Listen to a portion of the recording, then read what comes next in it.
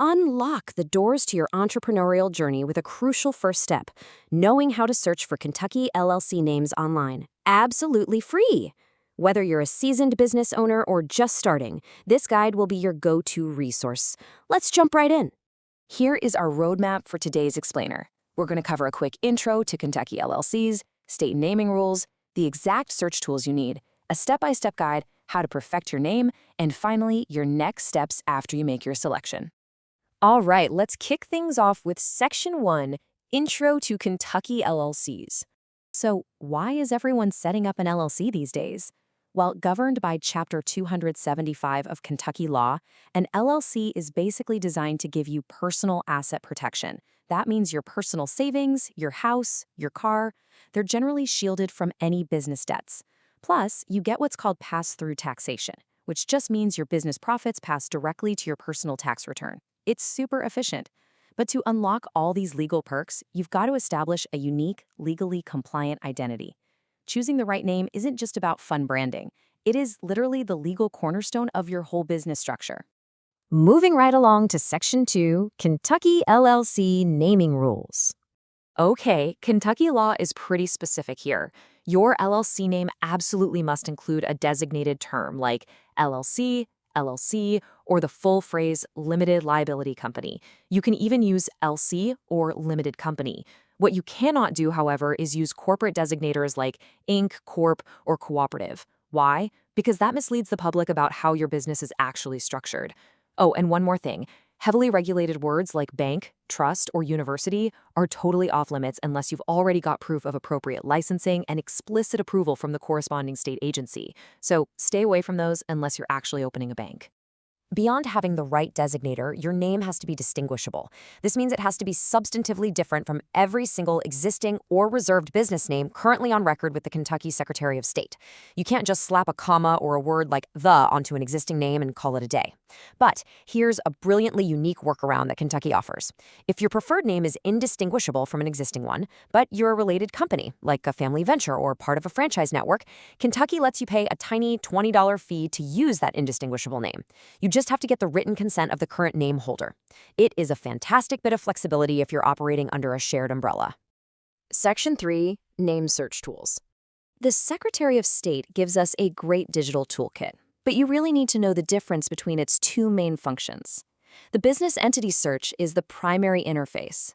You use this one to query all active and inactive corporations, LLCs, and partnerships. Think of it as your broad research tool.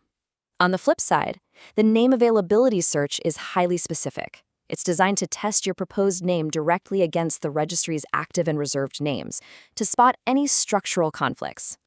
We highly recommend casting a wide net with the broad Business Entity Search first, and then using the Name Availability Search just to double-check your final choice. And honestly, here is the absolute best part. Keep your wallet in your pocket. You do not need to pay a third-party service for this. You can access the official, completely free government databases at sobs.sos.ky.gov. Make sure you are actually on that official .gov portal so you can avoid those sneaky private websites trying to charge you for free public information. Let's jump into Section 4, our step-by-step search guide. Here is your exact procedural roadmap. First, open up that fast-track portal using the official link we just talked about. Second, leave the drop-down menu set to business name. Third, and this is a pro tip you absolutely need to remember, enter only your core name without the LLC designator. For example, if your dream name is Riverwalk Studios LLC, just type in Riverwalk or Riverwalk Studio. Dropping the LLC broadens your search. Finally, hit search and analyze those results. If your exact name pops up, sorry, it's not available. And if something incredibly similar appears, there's a good chance that yours will be rejected. Now, watch out for these incredibly common search errors that trip up so many new business owners. The absolute biggest mistake, including LLC right in the search box. Doing that causes the system to completely miss similar names registered as corporations or partnerships. Also, don't search your entire long business name. Just search the most distinct partial words. Check for alternate spellings or abbreviations, and whatever you do, never ignore the inactive records. Failing to check inactive entities can hide names that still pose a conflict or are currently sitting in a reserved status. So always use just the most distinct part of your name to reveal any hidden conflicts. Moving right along to Section 5, perfecting your LLC name. So I've got to ask you a question. Did you secure your online identity? Because in today's market, finding an available name on the state registry is only half the battle. You need to immediately brainstorm domain name availability. Having a web URL that perfectly matches your business name is absolutely crucial for your brand, and it's how prospective customers are actually going to find you online. So before you file any state paperwork, do yourself a favor. Jump onto a domain registrar and make sure your .com is actually available. Here is a critical distinction you have to keep in mind. Securing a name on the state registry, meaning the Kentucky Secretary of State, only protects your name locally. It guarantees nobody else can form an entity with that exact name within Kentucky's borders. But it does not protect you from broader federal trademark infringement. You really must cross-reference your name with the federal trademark database through the USPTO, the United States Patent and Trademark Office. If your proposed name conflicts with an active federal trademark, the owner could literally sue for infringement and force you to rebrand, regardless of your state approval. So please always check those federal records. Finally, Section 6, next steps after selection. Okay, so you've found the perfect name. Here is the final destination of our roadmap. Your first, entirely optional step is to reserve the name. You can lock in your name for 120 days, protecting your idea while you get all your official paperwork sorted out. Step 2 is the main event, filing the Articles of Organization with the state. This is the document that officially births your LLC into existence. And finally, Step 3.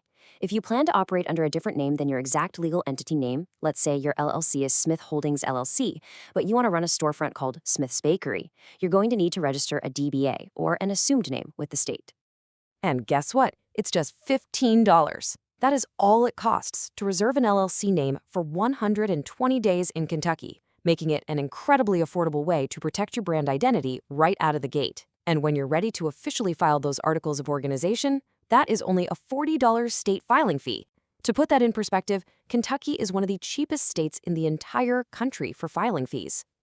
Please note the information provided in this explainer is for educational purposes only and should not be construed as legal advice. For personalized assistance, consult with a licensed attorney or business consultant in your area.